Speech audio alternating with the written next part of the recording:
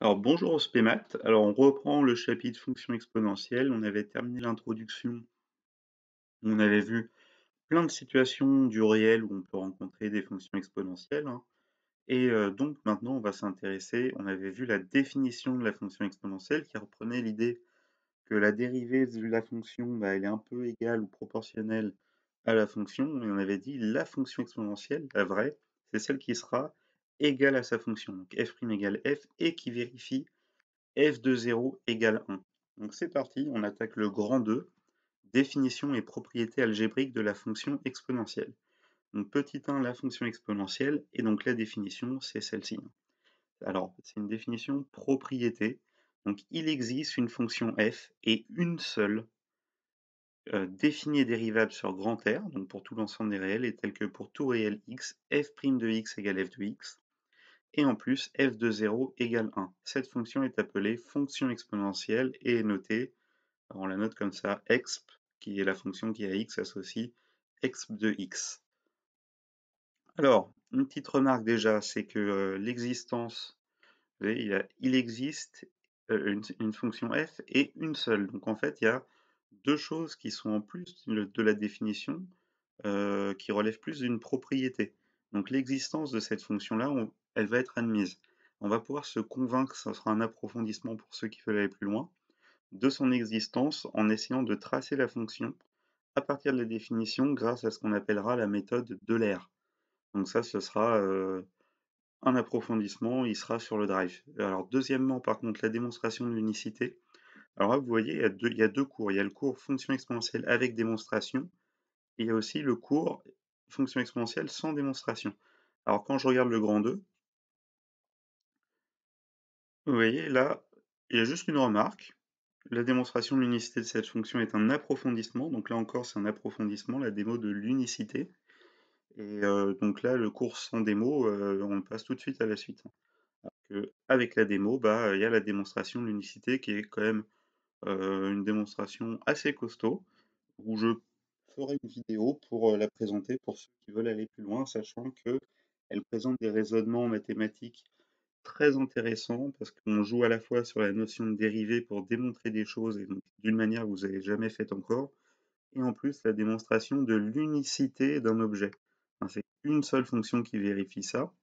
Alors juste pour info, comment on démontre qu'une chose est unique en maths? Souvent on en suppose qu'il en existe deux, et on montre que bah, les deux en fait sont égales, et donc en fait il n'y en a plus qu'une. Et donc ça c'est la démonstration de l'unicité, donc on passe dessus, ce sera démontré en détail sur une autre vidéo. Donc elle s'arrête ici. D'accord? Sachant que là elle est très détaillée, hein. Si on veut voir en termes de place, si on veut la raccourcir, elle peut ne faire que ça, la démonstration. Allez, alors des petits exercices en fait, il n'y en a même pas. On n'est que sur une démonstration. Et donc après, petit 2, propriété algébrique. Alors on voit que cette fonction-là, en fait, cette fonction f qui vérifie f' de x égale f de x et f de 0 égale 1, mais il se trouve qu'elle vérifie des propriétés très intéressantes et qui vont être très utiles dans tout le chapitre sur les fonctions exponentielles. Donc la première, c'est celle-ci. Donc petit 2, on est dans les propriétés algébriques. Et donc, pour tout réel x et y, quand je fais exponentielle de x plus y, eh bien c'est égal à exponentielle de x fois exponentielle de y. D'accord? Si je fais exponentielle de 3 plus 4, c'est égal à exponentielle de 3 fois exponentielle de 4. D'accord? Ça veut dire ça, hein. Ça veut dire que si je regarde l'image de 7, bah, c'est l'image de 3 fois l'image de 4. Ce qui donne une idée à quel point ça monte très vite, hein, à nouveau. Et donc maintenant, la démonstration, encore une fois, elle n'est pas exigible, donc ce sera sur une autre vidéo. Et donc cette propriété-là, propriété à connaître, hein, on va faire des exercices là-dessus dans le cours du coup, enfin le cours où vous regardez cette vidéo-là, il y aura des exercices en lien avec cette propriété et encore d'autres propriétés qui sont ici. Donc la suivante, c'est celle-ci. C'est pour tout réel x et y. Maintenant, si je regarde exponentielle de moins x, alors, exponentielle de moins x, ça va être 1 sur exponentielle de x. Ensuite, exponentielle de x moins y, c'est exponentielle de x sur exponentielle de y. Et enfin, exponentielle de x, le tout puissance n, c'est exponentielle de nx. Alors je vais chercher parce qu'en fait, ces propriétés-là, finalement, elles ressemblent beaucoup. C'est les mêmes propriétés que ce que vous pouvez avoir sur d'autres calculs, d'autres règles de calcul littérales que vous pouvez avoir en maths. Je vous laisse chercher lesquelles. Si vous n'aviez pas trouvé, en fait, c'est les mêmes règles que sur les puissances. Et ça, c'est ce qu'on va voir à la fin de ce paragraphe. En fait, regardez, si je remplace exponentielle par un nombre, par exemple 2 puissance, si je fais même a puissance n plus m, ça, vous savez que c'est égal à a puissance n fois a puissance m. Donc là, cette règle de calcul sur les puissances, en fait, elle est analogue, ou plutôt c'est le contraire. Cette règle sur les exponentielles est analogue à la règle sur les puissances. Et exactement, là, quand vous faites a puissance moins n, c'est 1 sur a puissance n. A puissance n moins m, c'est a puissance n sur a puissance m. Et a puissance n fois m, c'est a puissance... Alors plutôt a puissance n, le tout puissance m, c'est a puissance n fois m.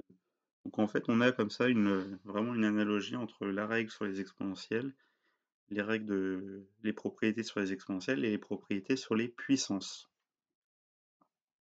Alors juste, je vérifie que le micro, oui, c'est bon. Alors maintenant, la démonstration. Alors en supposant celle-ci, elle n'est pas exigible, elle est un peu compliquée.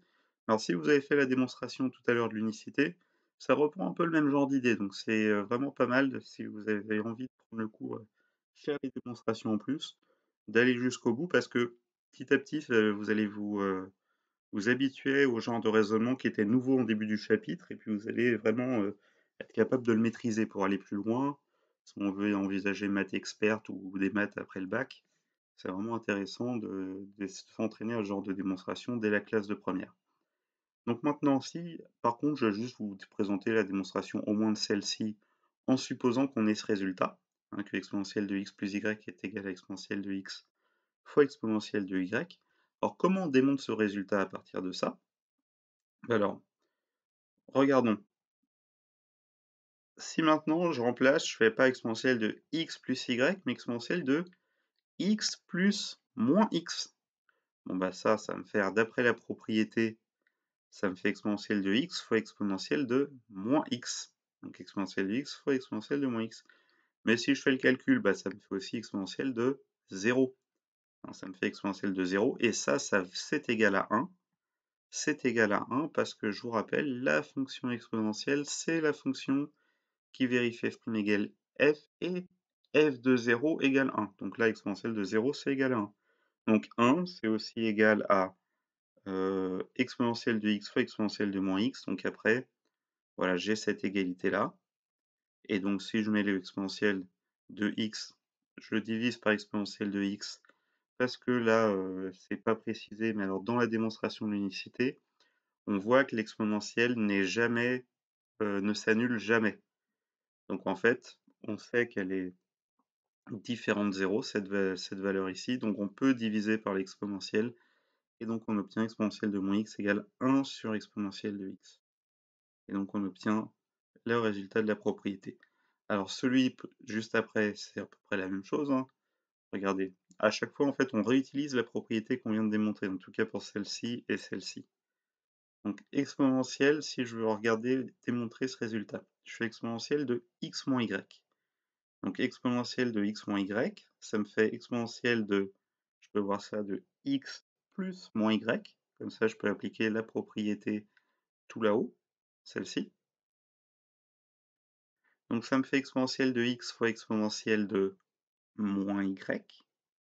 Mais maintenant, exponentielle de moins y, j'ai vu, bah, là j'ai juste à mettre y ici, et donc je le mets aussi ici, donc exponentielle de moins y, ça fait 1 sur exponentielle de y, donc j'obtiens exponentielle de x fois 1 sur exponentielle de y, et ça, avec les règles sur les fractions, ça me donne exponentielle de x sur exponentielle de y.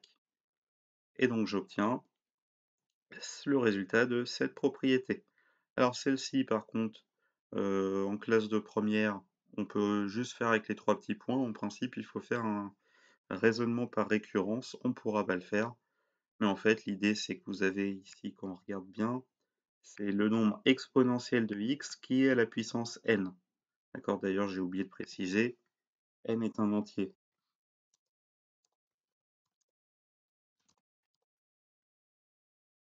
N, c'est un entier. Et donc, l'idée, bah, du coup, c'est exponentielle de x fois exponentielle de x, etc. On le fait avec n facteurs. Donc après, on applique la propriété, celle-ci, où c'est exponentielle alors de la droite vers la gauche, exponentielle de x fois exponentielle de x, ça me fait exponentielle de x plus x, donc ça fait 2x. Et après, comme on le fait n fois, ça me fait exponentielle de nx. Mais bon, ici, il y a des trois petits points, et la démonstration rigoureuse, ça fait appel à un autre type de raisonnement que vous verrez en classe de terminale pour ceux qui poursuivent les mathématiques. Maintenant, alors là, du coup, on va faire des exercices à partir de là. Donc fin de la vidéo d'ailleurs. Non, non, pardon. On va voir aussi la nouvelle notation et on fera surtout là après des exercices basés sur ces règles de calcul-là. Donc maintenant le lien avec les suites géométriques et la notation, et on va découvrir aussi cette notation-là.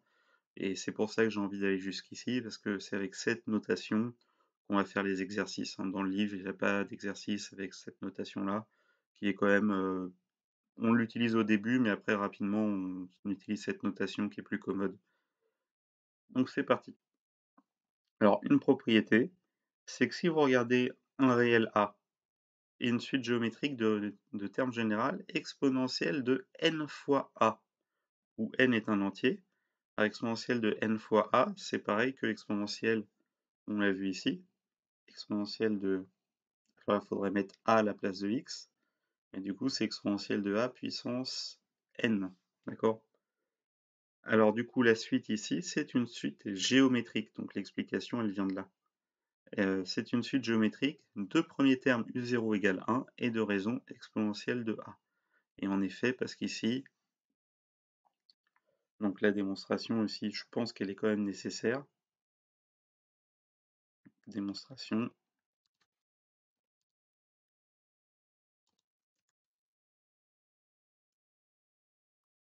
En effet, donc exponentielle de NA, c'est égal à exponentielle de A, le tout puissance n. Et donc à ce moment-là, on a une suite géométrique, c'est exponentielle de A, comme on a eu Q puissance n, bah là Q vaut exponentielle de A. Et exponentielle de A, c'est un certain nombre. Et donc du coup, on obtient euh, une suite géométrique de raison exponentielle de A. Et donc vous connaissez ensuite l'allure d'une suite géométrique, hein, si on regarde sous le GeoGebra. Alors qu'est-ce que c'est l'allure d'une suite géométrique? C'est quelque chose comme ça. Si je fais, donc c'est U0 fois Q puissance n. Donc si je veux regarder une liste de points, j'ai abscisse n, ordonnée U0 fois Q puissance n.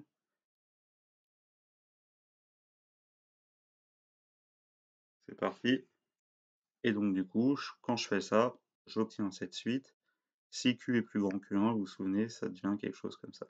Et on retombe, vous voyez, visuellement, on a à peu près les mêmes. Là, on a ensuite ce que vous imaginez en courbe tout à l'heure, enfin dans l'activité d'introduction, vous aviez ce genre de choses, mais en courbe. Et en fait, en effet, la fonction exponentielle, ça va être simplement cette suite, mais où on va relier les points. Par exemple, là, si je veux regarder, si je fais f de x égale 1,3 puissance x, eh bien vous voyez là, c'est parce que c'est la valeur de la raison, même ici je vais mettre q puissance x. Vous voyez, à chaque fois, il y a en fait la suite est exactement la fonction, mais évaluée seulement en les entiers. Alors ici, la vraie fonction exponentielle, on va le voir, c'est pas 1,2 ici, et donc on va voir ça ensuite. Donc définition maintenant, le nombre exponentiel de 1, on va le noter E et en fait ça c'est l'image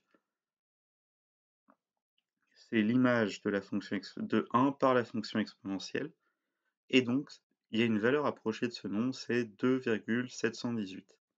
Donc c'est comme ça, enfin en traçant la fonction exponentielle avec la méthode d'Euler, on se rapproche en faisant, de plus en plus des pas de plus en plus proches dans la méthode, mais ça sera le détail pour ceux qui veulent aller un peu plus loin.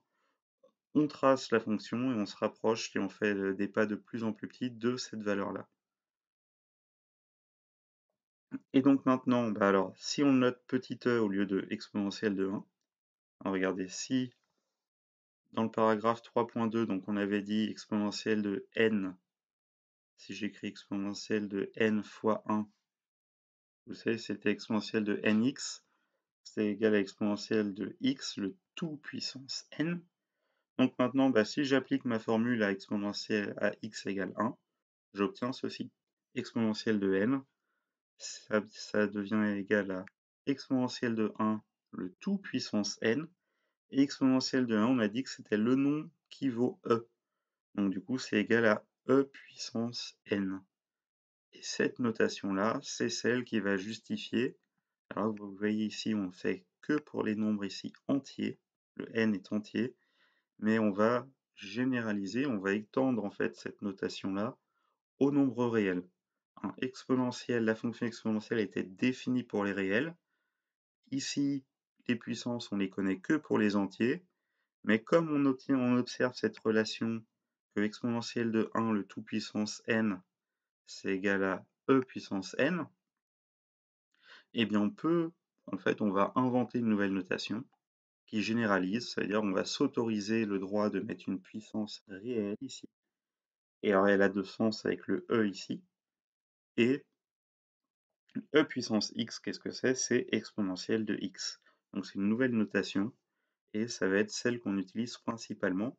Alors pour plusieurs raisons aussi, c'est parce que on retombe sur l'analogie avec les règles de puissance qu'on avait pour ces formules ici. D'accord? Cette formule et cette formule.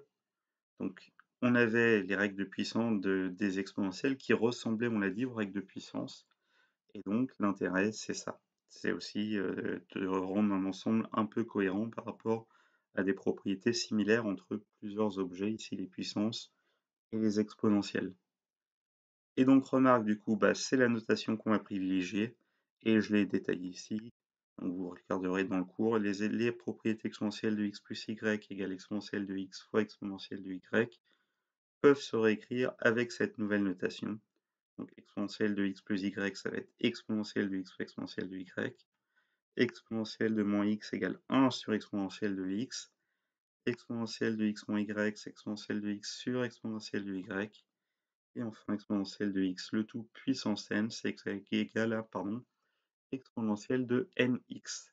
Et voilà, on peut faire une analogie, comme je l'ai dit plusieurs fois. Donc là, c'est la fin de la vidéo. Je pense que ça va être assez long à ingurgiter, donc peut-être que je vais juste vous donner ça pour une séance et après, on attaquera par contre les exercices et du coup la suite du chapitre. Donc fin de la vidéo et j'avais oublié la fameuse image. Ce sera encore, bah, vous l'aurez, pardon, dans la version sur le drive du cours. Allez, ciao!